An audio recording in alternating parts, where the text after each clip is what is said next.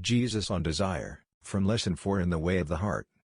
Beloved friends, in truth, you remain as you were created to be. This means, that in each and every moment, you are literally using the power found in the silent depth of the ocean of God's love, that gave rise to your very creation and existence, to perceive as you desire. Therefore, in this lesson, we will address the very nature of desire itself. We will address what it means, what it signifies, and how it creates effects. We will address the power of desire, the value of desire, the meaning and purpose of desire, and how to begin to bring that energy which at times feels like a team of 1,000 wild horses all wanting to go in their own directions, under your conscious and deliberate direction, so that you might create as your Father created you, with perfect, deliberate, and infinite love. With perfect, deliberate, and infinite joy. And with perfect freedom. When I walked upon your planet as a man, I confronted many different opinions about the nature of creation, the nature of humankind, and the nature of consciousness or self-identity. Just as you are now confronted with many schools of thought, so too, was I. While that can seem to lead to great confusion, as though one must choose from a smorgasbord, it actually serves not unlike the sand inside the oyster, from which the pearl will come. It causes you to grate inside. You must find your own way to your own truth. For in each and every one of you, lies your pathway. A doorway. An eye of the needle through which only you can fit. Therefore, in some respects, you are seemingly alone. You must make the decision to desire, above all things, awakening into remembrance of your perfect union with God. Just as a wave may finally decide that it has been birthed, not to be fearful of being a wave, but to truly claim its individuation, its uniqueness, and to live that, fully. And in that fullness, it decides to discover a way to be aware of its infinite union with the ocean itself. It decides to somehow break free of the false self-identification as one little wave, that arises within a place or in a field of time that lasts for about a second, and then disappears. Just like the wave, you can decide to find a way to transcend limitation, to become re-identified with a consciousness, a living awareness that you are one with the depth of the sea. Decide that you can operate, not from the superficial level of awareness that might be like the foam on the tip of a wave which you call your conscious or egoic mind, but that you can become informed in all that you speak, in all that you do, in all that you create, and all that you perceive by that which rests in the very infinite depth of the ocean itself. Imagine then, drawing upon a well within you, that seems to have no bottom and no sides, through which something is pouring forth from places unseen. In which your literal conscious attention or awareness seems to be colored with radiant light. Imagine transcending your fear of your own survival, because as you look upon your body/mind, you are no longer identified as that body/mind. It has become a tool to be utilized by the love that rests in the mind of God. You live, yet no longer you, but Christ dwells as you. This is a very real experience to be lived. It is not just a philosophy. It is not just a concept, and it can never be a dogma. There is a mystical translation that occurs in the depth of the soul, which is merely a shifting of where you perceive your sense and source of identity. What is the energy required to take you from false self-contraction, in which you have become identified with the little drops of foam, on the tip of the wave, that are tossed to and fro, by a power that seems to be outside of you, to a sense of identity with the silent depth of the ocean, that is everywhere present, and seems to know no beginning and no end? The very energy that will carry you from the tip of the wave, to the depth of the ocean, is the energy of desire. For I say unto you, if God had not desired to extend love, you would have never come into existence. Your very sense of awareness of self, is the result, or effect, of love. It is the very same love, that gave birth to the sun and the moon, and all the stars in every dimension, upon dimension of creation. That very love that desired to be extended, is the very source, from which you have been birthed. As you know yourself to be, you are the effect of God's desire to extend love. When next someone asks you, "Who are you?" please do not give them a name.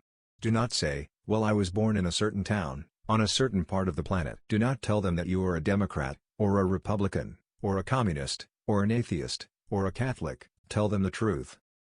Who am I? I am the extension of love in form. I have never been born, and I will never taste death.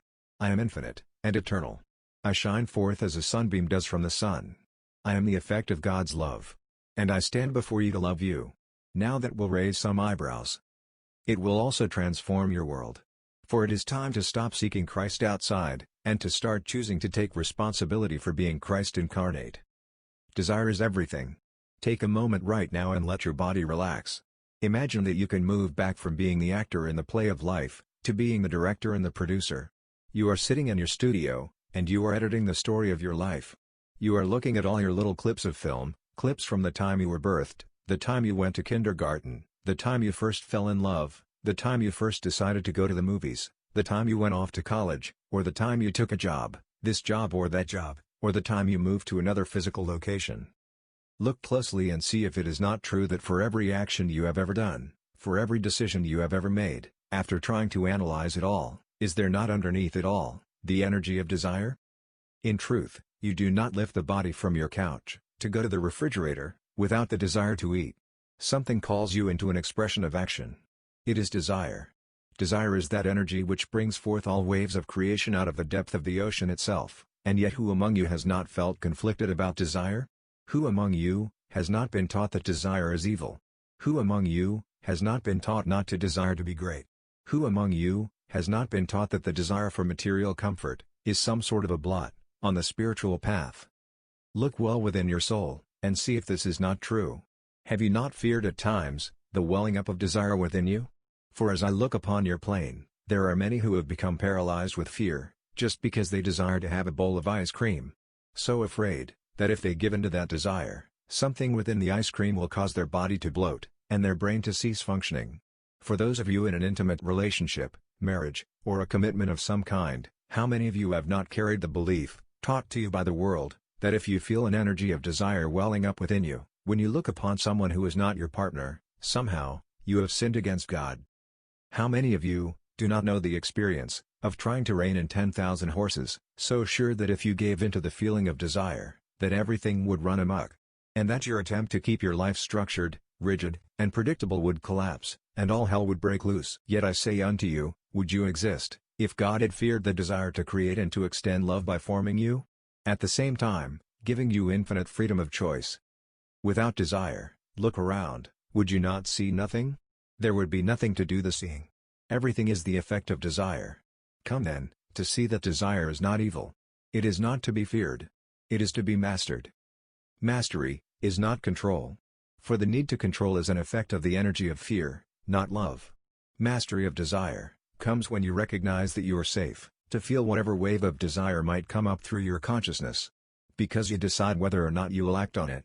Whether you will bring it into the field of manifestation. The power of choice is the one power that can never be taken from you.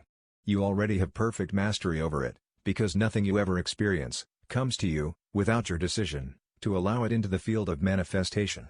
Desire is something that wells up from the depth beyond yourself, that can be looked at with perfect innocence and with the wonder of a child. The very act of turning to allow and welcome desire is not something that will sidetrack you from the path of awakening, but will take you vertically into the heart of God. For if you are ever to create, as God creates, you will need to heal your conflicted perception about desire. You will need to transcend that energy of fear. There are many who will call unto me and pray. This is not an hour in your time frame in which there are not many upon your plane, somewhere on your planet, who are praying to me and want their hearts to be filled with Christ. Yet at the very same time, they're scared to death of an energy that wants to move, because they have been taught to fear and to suppress desire. Desire is like the liquid of life that moves through the stem of the rose, and allows the petals to radiate with glorious color. When you block the flow of desire, the petals cannot be nourished. Death begins to occur, death of the heart, death of the soul, and lifelessness. If you were to walk down one of your city streets, and truly look into the eyes of everyone you see, would you not recognize that death already seems to have made a home in the minds of many who are living? Death of dreams, death of hopes, death of worthiness, death of playfulness, death of true power, and death of union with their source and creator has already taken place. Everyone who hears these words has had this experience of seeing this in others. Healing requires the willingness to feel desire, to see it as good, and to see it as holy. Does that not mean that if you feel a desire, that it might not become twisted by the egoic pattern in your mind? Of course not. There is always the possibility that desire will be twisted to fit the needs of the egoic mind within you. But rest assured, if it does, who has done it? You.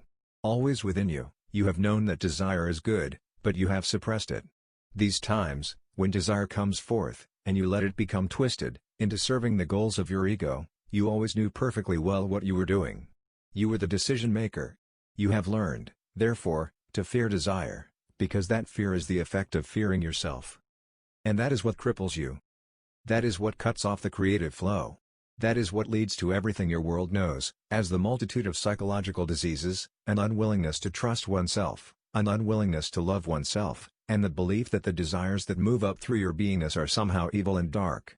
You think that if you could only stamp them out of your being, you could remain in control, and everyone would like you, because you would conform to the smallness that is worshipped in human consciousness. Understand well, the next axiom we give to you, the only relationship that holds any value at all, is the relationship with God, your creative source, the depth of the ocean.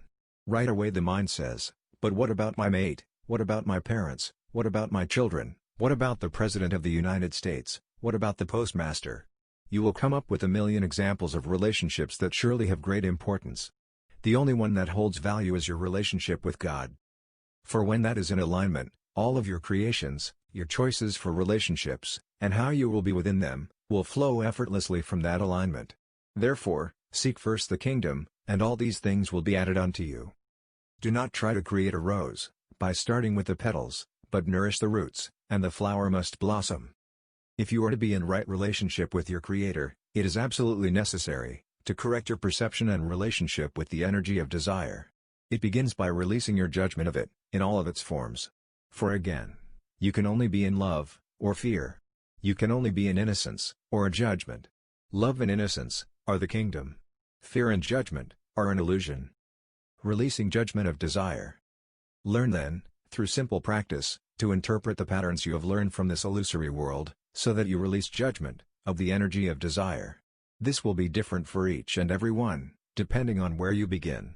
Here is a very simple exercise. When you awaken in the morning, and you have planted your feet firmly on the floor, take pause, and ask yourself this question: what do I want right now?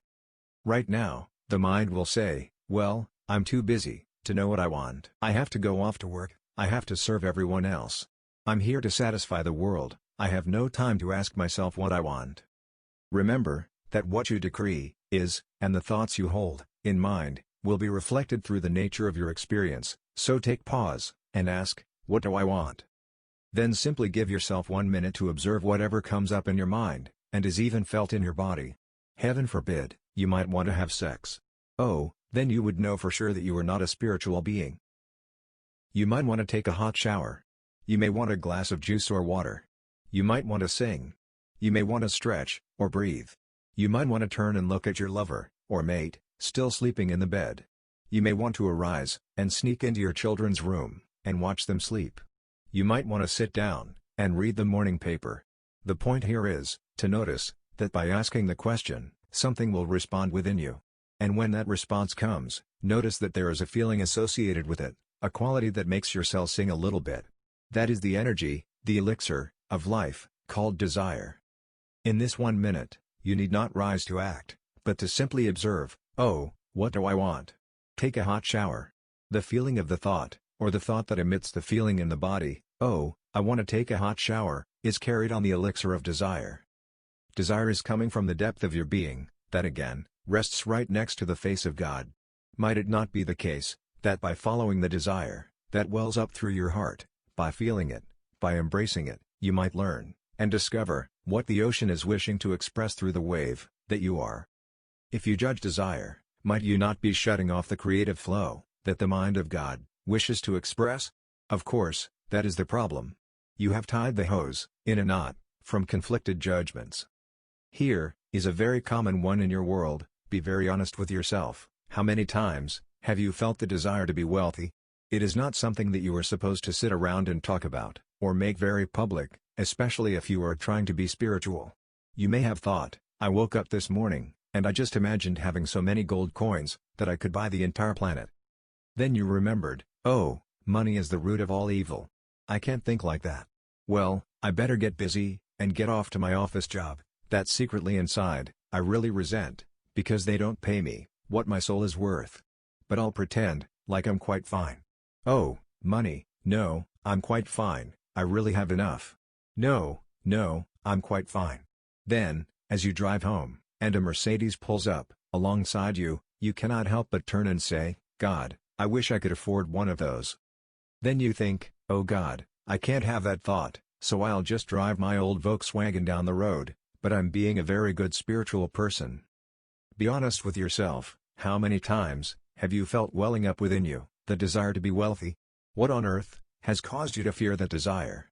What has caused you to tie the hose in a knot, so that you try to block the desire from coming into manifestation? Perhaps when you were a child, you went to one of your cathedrals, and there was someone in a long robe, standing on a platform, and because everyone looked so beautiful, you thought surely they must have been speaking with authority. Since this cathedral was filled with a whole lot of small little minds, that were all living in their own level of fear, they said money is the root of all evil. And you thought, that must be the truth. Oh yes, that's the truth. Oh God, I better fear money. I say unto you, you have one authority, and it is never held in the office of any church, any organization, or any individual. Your authority is the voice of God, that dwells within your heart, and within your mind. God is not limited, and does not require his children to be limited. But if you would receive all that God would give you, you must decide to rise up, and be the grandest wave that you could possibly be. For only in so doing, do you honor your Creator. You could say that God is like a wise gardener, who is constantly trying to grow beautiful roses. She knows exactly how much moisture to put in the soil. She knows how much of these nutrients to rise from the soil, through the roots, up through the heart of the stem of the flower, to give forth radiant color, so that everyone who looks upon it is touched by the mystery of beauty. And God wonders, well, it is interesting, these roses that I have created seem to have a mind of their own. As the elixir I tried to give them rises through the stem, they tie themselves in little knots, and only a little bit of that elixir reaches out. So the petals never quite blossom fully. Have you ever had the feeling that you are putting more energy into staying constricted than you are into allowing expansion? Desire links you to the will of God. Desire is creation. Therefore, what you desire is of supreme importance. If you will take the little exercise that we have given you, and begin to put it into practice, upon awakening in the morning, in a very simple and quiet way, you will begin to get back in touch with the innocence and beauty of the movement of desire. You can delight in it. When you have a sexual thought, a sexual desire, why not just be with it?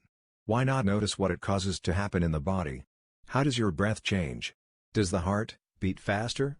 Be honest with yourself, is it not putting a smile on your face? What if you decided to honestly embrace that effect, as being perfectly innocent and beautiful? How might your day change, if you did not repress awareness of sexual desire? You will notice, we are not saying you should walk down the street, and grab everybody that walks by you. Ha! We're talking about allowing yourself the living embrace, of exactly what energy is moving through your being. Why is this important? If you have decided, that there are certain energies that are demonic, or evil, or have the power to distract you from your union with God, you have already decided, that there is something beyond the reach of your power, and that is what disempowers you. You take an innocent energy, and turn it into a monster, that must be feared at all costs. Yet I say this unto you, the mystical transformation, that carries you from feeling yourself to be a disempowered little drop of foam on the edge of the wave, to the sense of freedom and empowerment, that flows from the mind of God through you, to express only beautiful creations, filled with majesty, power, and miracles, is willingness. The willingness, to turn to the very energies that move through the mind and the body, and to not fear them, but instead, to look upon them with innocence and wonder. This is the source of the myth that has been told in all cultures, the knight that slays the dragon, or kissing the wild beast on the cheek, so that it becomes a loving companion. Your monsters are what you fear and repress, because of the judgments you have learned in the world. And the world is only the denial of the kingdom of heaven. Your human world is the exact opposite of truth. If you are sitting in one of your cathedrals and everyone is saying sexuality is very bad, it will keep you from God. Right away, you should realize that if everyone here fears sexuality, it must actually be divine. Allow yourself to think, perhaps I would do well to embrace it, to love it, master it, and not fear it. Imagine someone saying unto you that money is the root of all evil, and then puts out his hand and says, would you please make a donation to our organization? Is that not an expression of conflict? Yet such conflict permeates the religions and dogmas of your world, which say, don't desire money, don't desire wealth.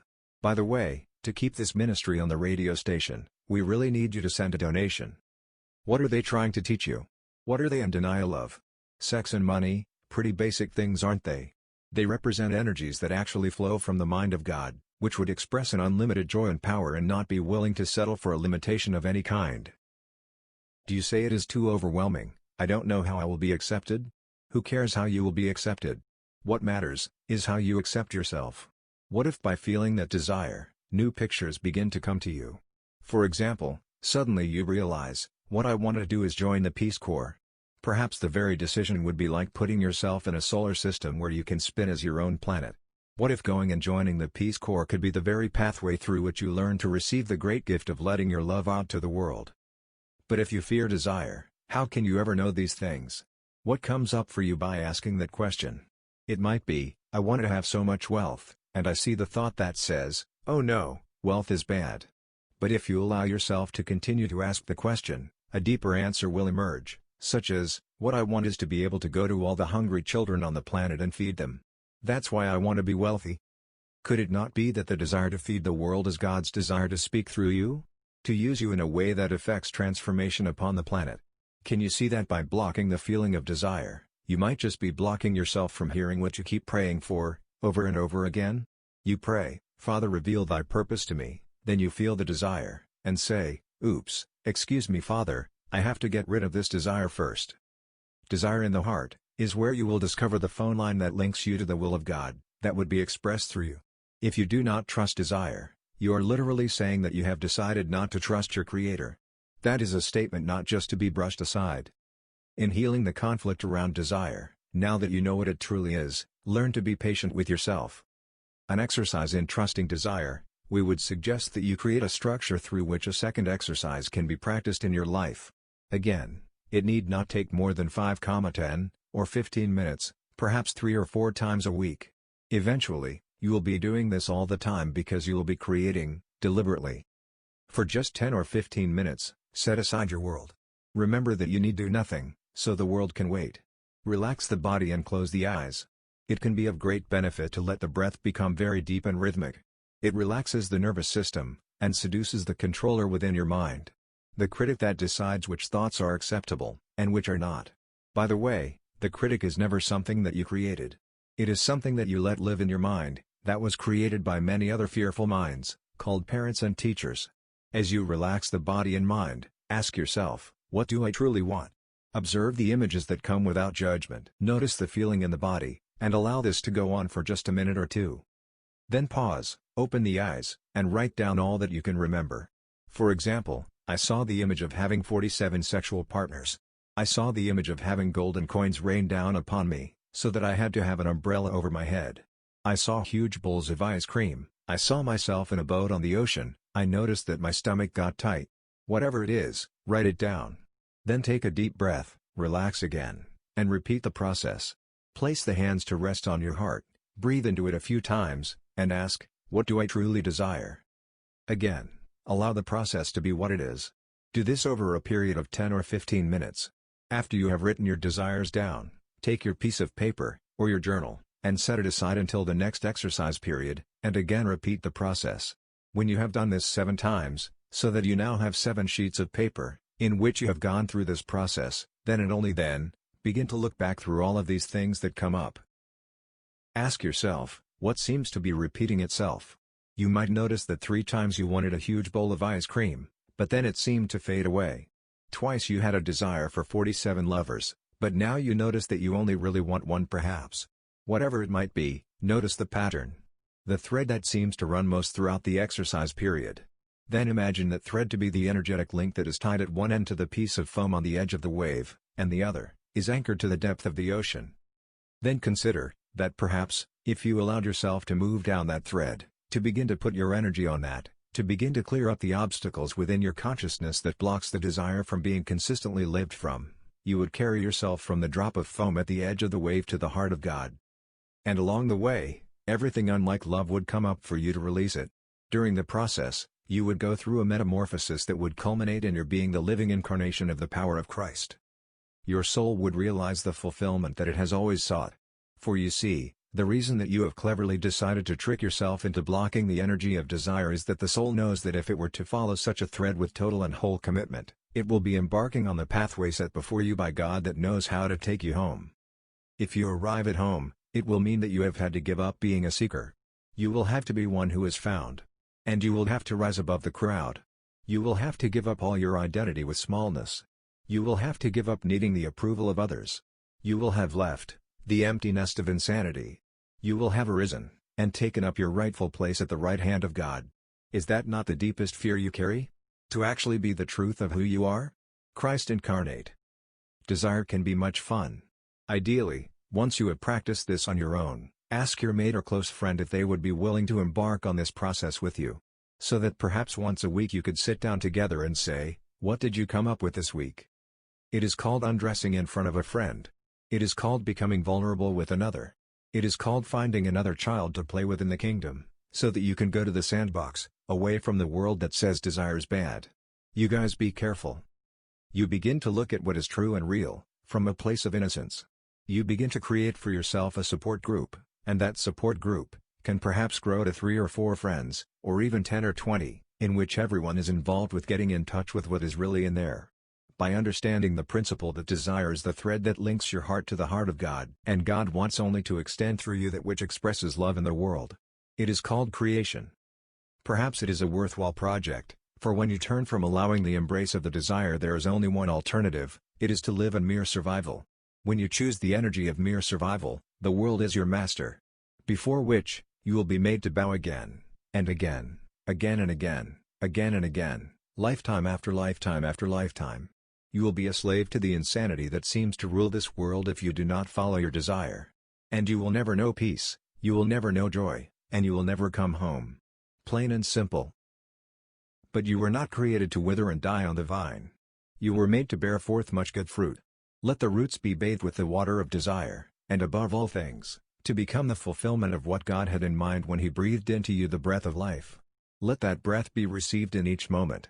You will come to see that the only question that you need to be preoccupied with, is this: how much of God am I willing to receive and allow to be expressed through me?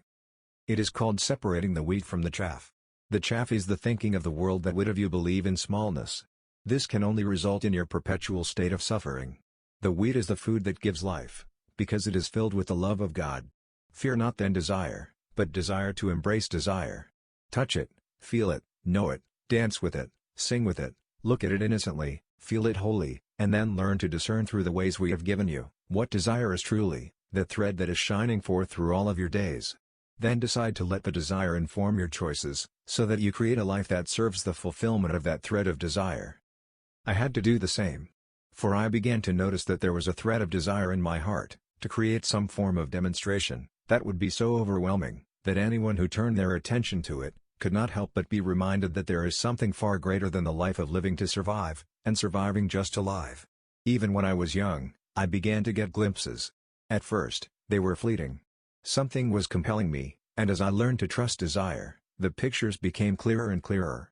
In those moments of revelation when I was still but a teenager, I saw myself standing on hilltops surrounded by multitudes, and I marveled at the words that came through my mouth.